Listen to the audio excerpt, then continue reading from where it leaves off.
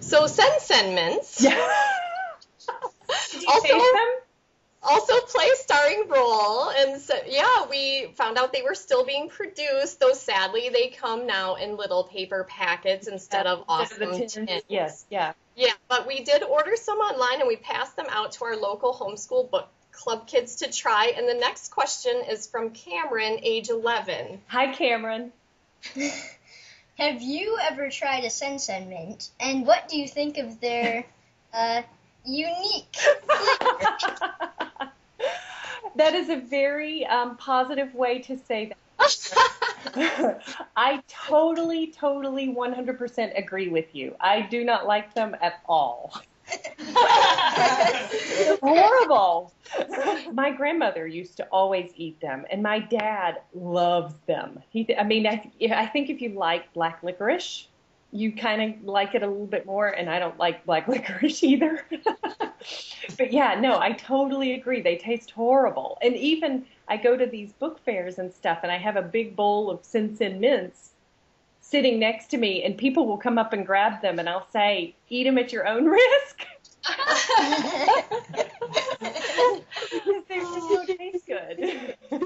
So if you were traveling on the vaudeville circuit like Hope, what would your act be? And do you think being a kid in vaudeville would have been great or terrible or something else? That's a great question. I have very few talents that would lend themselves to being on stage. If you ever heard me sing, you would never want to hear me sing again.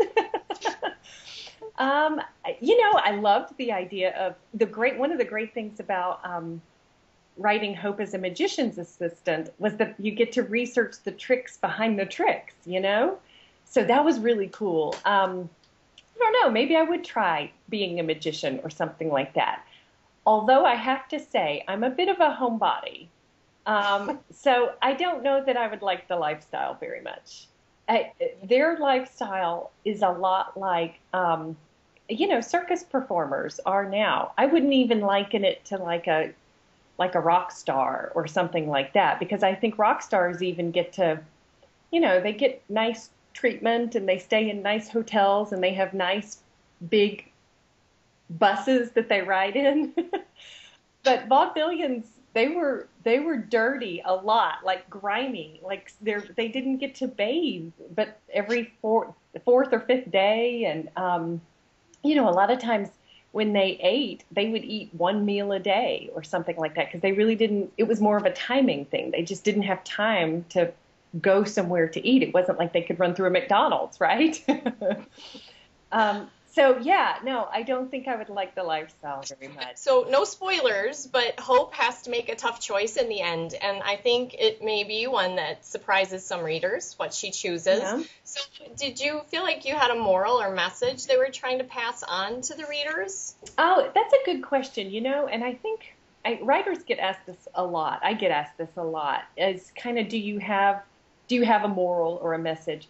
I would say every writer has a message or an idea that they have in mind when they write a story, although you really almost have to try to pull it back a little bit, because the last thing that you want is for it to be heavy-handed, if that makes sense. I don't want to be a moralistic writer, so to speak, but I do want to write stories that deal with morals and gray areas and choices.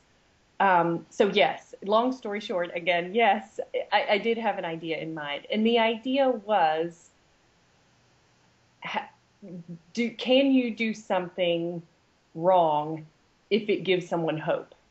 That's basically it in a nutshell. Like, is it okay to lie if it gives someone hope?